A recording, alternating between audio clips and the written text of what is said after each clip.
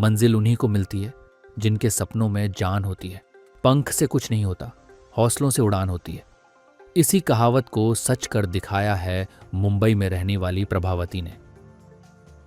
दरअसल 65 वर्षीय प्रभावती ने 10वीं की परीक्षा में 52% हासिल कर इस कहावत को सच साबित किया है। महाराष्ट्र स्टेट बोर्ड की ओर से कल 10वीं के एग्जाम का रिजल्ट जारी कर दिया गया, जिसमें से मुंबई के सांताक्रूज इलाके में रहने वाली 65 वर्षीय प्रभावती और उनके 15 वर्षीय पोते सोहन नितिन जाधव ने एक साथ 10वीं की परीक्षा दी।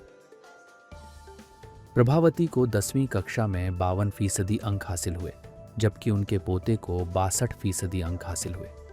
अपने पोते को पढ़ता हुआ देखकर प्रभावती में एक ऊर्जा निर्माण हुई और प्रभावती ने भी 10वीं की परीक्षा देने का दृढ़ संकल्प किया।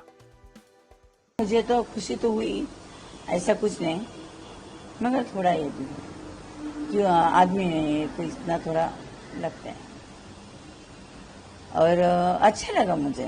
मेरा बड़ा वाला पोता है ना, वो पढ़ता था, मुझे वो अभ्यास पढ़ता था ना, तो उसको देख के ना मुझे ऐसा लगा कि कभी उसको मैंने दिया समझो कि प्रथम तुम पानी पी लो, तो उसका ध्यान उधर में नहीं था, ना खाने पे ध्यान रहता था ना किधर भी। तो हम उसको बोलते थे तुम खाना खा लो ये, मगर फिर भी उसके हाथ में किताब था।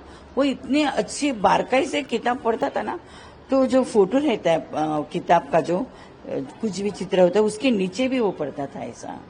तो उससे देख के मुझे ऐसा लगा कि अपन भी पढ़ना चाहिए, क्योंकि मैं तो पढ़ी थी ना क्या, मगर शादी हुई, फिर बच्चे, फिर संसार, ये वो सब इसकी वजह से रह गया क्या।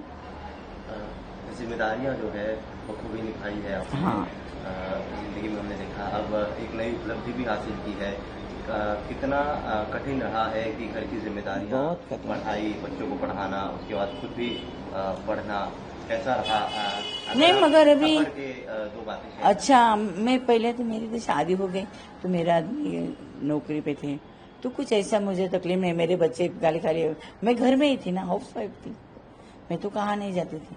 बच्चे को संभालना, बच्चे को पढ़ाई करना, उनको स्कूल लेके जाना, लेके आना, यही मेरा काम था। और घर का सब देखने का, कपड़ा लत्ता बर्तन पूरा मैं अपना घर का ही करती थी।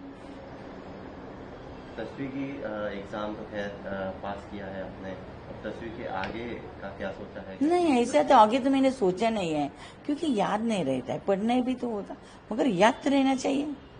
बड़ी मुश्किल ब्लैंक हो जाते पेपर में देते जाते जाते, फिर और फिर पेपर में गई ना, तो आजू बाजू के बच्चे भी, वो तो 10वीं में रहते हैं, उनका तो अच्छा पढ़ाई रहता है और उनका माइंड भी साफ रहता है, मगर कुछ बोला ना उनको, अरे इसका ऐसा, मुझे ऐसा धीरे से भी ऐसा अपन करते जरा थोड़ा, तो फिर वो कुछ नहीं बोलते, गलत बताते हैं।